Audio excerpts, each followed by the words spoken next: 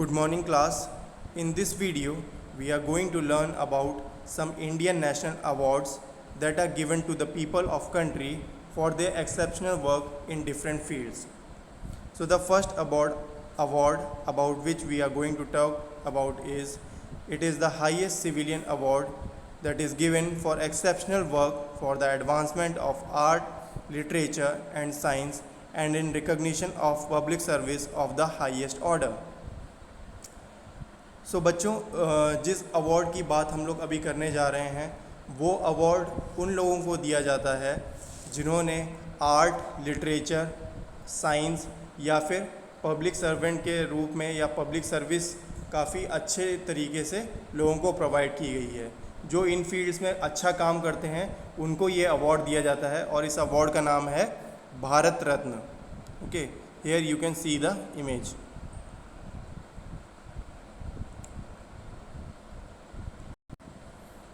Coming to the second one, the second highest civilian award is given for the exceptional and distinguished services in any field, including service rendered by government servants. तो बच्चों जो highest second civilian award है वो है पद्म विभूषण, जो कि किसी particular field में नहीं दिया जा रहा है। ये किसी भी फील्ड में अच्छा काम करने के लिए दिया जा सकता है और ये गवर्नमेंट सर्वेंट्स के लिए भी दिया जा सकता है। ठीक है, तो ये पद्म विभूषण जो है वो सेकंड हाईएस्ट सिविलियन अवार्ड है। ठीक है, दिस इज पद्म विभूषण। तो बच्चों पद्म विभूषण जो है सेकंड हाईएस्ट सिविलियन अवार्ड है जो कि प्रेसिडेंट के द्वारा दिया जाता है। ठीक है, next one is the third highest civilian award is given for the distinguished service of a high order to the nation in any field. So class, here we are talking about Padma Bhushan. Padma Bhushan is the third highest civilian award which is given to those people who have done the exceptional work for the betterment of their country. Okay, ये उन लोगों को दिया जाता है जिन लोगों ने देश के लिए कुछ अच्छा काम किया हो, चाहे वो किसी भी फील्ड में हो, चाहे वो आर्मी में हो या वो सिविल सर्विसेज में हो या फिर किसी भी साइंस फील्ड में हो या किसी भी चीज़ में हो। ठीक है, तो ये थर्ड हाईएस्ट सिविलियन अवार्ड है। सबसे फर्स्ट जो है भारत रत्न है, फिर पद्म विभूषण है, उसके बाद पद्म भूषण आता है। ठीक है,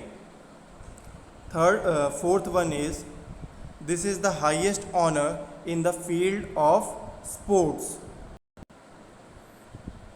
So students, this award is Arjun Award. Okay, it is the highest honor in the field of sports.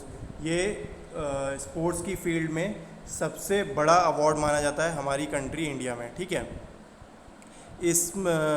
इस अवार्ड में आपको एक ट्रॉफ़ी मिलती है जिसके ऊपर महाभारत के अर्जुन का स्कल्पचर बनाया गया है और आपको 15 लाख रुपीज़ भी मिलते हैं और एक सर्टिफिकेट भी मिलता है जो आपको सर्टिफाई करता है कि आप अर्जुन अवार्डी विनर हैं। Okay, next one is this is the highest military decoration for velar.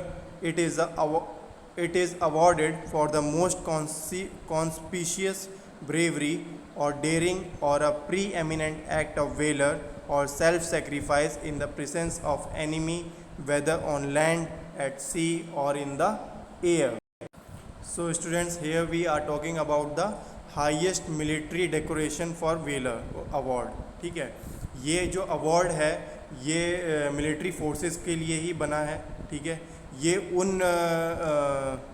उन सोल्जर्स को दिया जाता है जिन्होंने काफ़ी बहादुरी का प्रदर्शन किया है अपना वॉर फील्ड में, बैटल फील्ड में।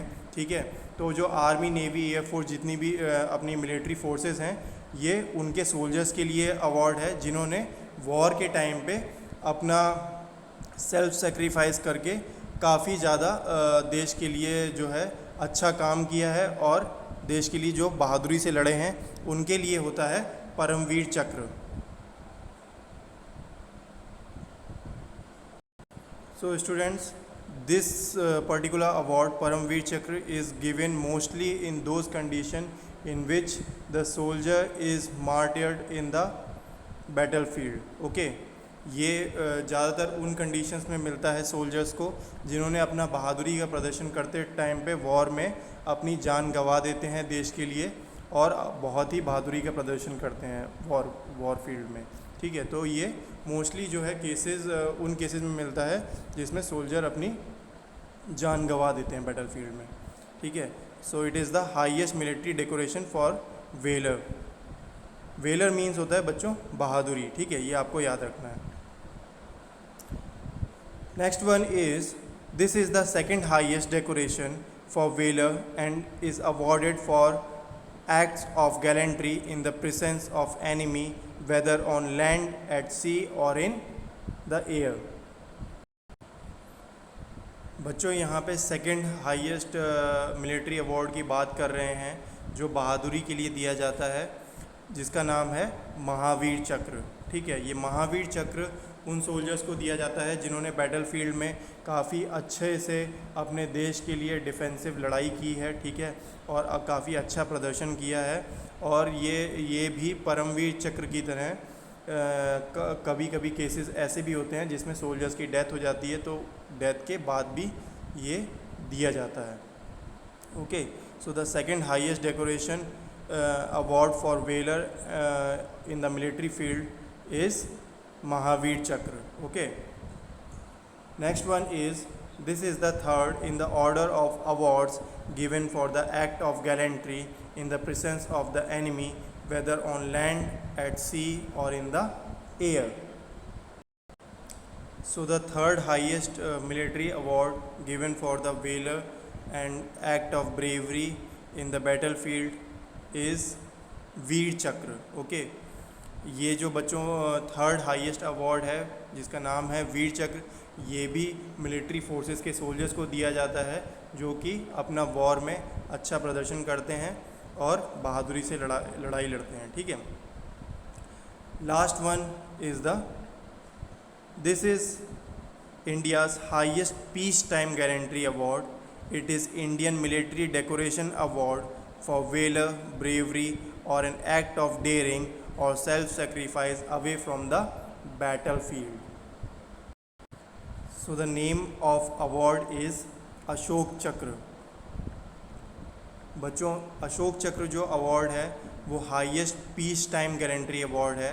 मतलब ये अवार्ड देश की शांति स्थापित करने के लिए दिया जाता है। ठीक है, ये अवार्ड भी सोल्जर्स के लिए बनाया गया है और जो लोग वॉर फील्ड में बैटल फील्ड में काफ़ी अच्छा प्रदर्शन करते हैं देश के लिए ब्रेवरी से लड़ते हैं ताकि देश में पीस और शांति स्थापित हो सके, और उन लोगों को ये अवार्ड दिया जाता है। ठीक है, ये अवार्ड मोस्टली जो है काफ़ी उन लोगों को मिलता है जो बैटल फील्ड में लड़ते लड़ते जिनकी डेथ हो जाती है, जो मार्टियर बन जाते हैं। ठीक है, और जिन्होंने अपना सर्व बलिदान दे दिया जाता है जिनके द्वारा बैटल फील्ड में। और ये अवार्ड जो है वो प्रेसिडेंट ऑफ इंडिया के द्वारा दिया जाता है। ठीक है, तो ये इंडिया का highest peace time gallantry award है। ठीक है, so the answer is Ashok Chakra. So we have completed this whole chapter. I hope you understood about all the national awards that are given for the different exceptional work in various fields. Okay, if you have any doubt regarding this topic, you can ask me in Google Meet session. Okay, children, you have to do this topic, the Indian heritage, in which you have to mark the name of the places in the map of India. You have to do this on your own. I will give the answers in the study portal and you have to mark it. This is the activity for you. Okay, Indian heritage topic 5. Thank you everyone.